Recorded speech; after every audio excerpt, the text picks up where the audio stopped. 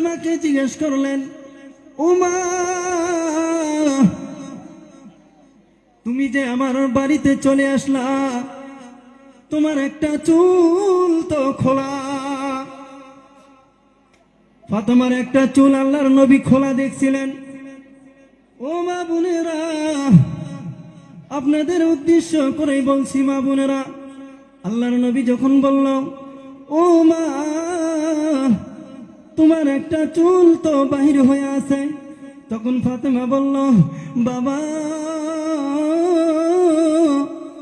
ও বাবা, আমার এই চুলটা আমি এইভাবে মাথায় হাত রাখিয়া আমি ঢাকিয়া বাবা তোমার বাড়িতে আসছি।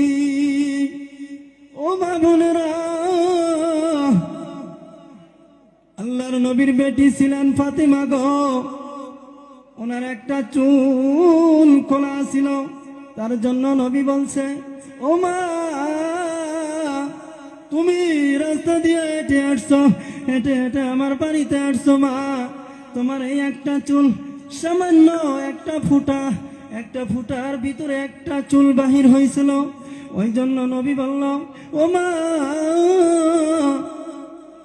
এই চুলটা কি কেউ দেখছে নাকি? এই চুলটা কোনো মানুষ দেখছে নাকি? ফাতেমা বলল, বাবা, না বাবা না, আমার এই চুলটা আমি কাউকে দেখতে দেই নাই বাবা, তার কারণ আমি বাবা এই মাথার ভিতরে এইভাবে হাত রেখিয়া আমি বাবা তোমার বাড়িতে আসছি।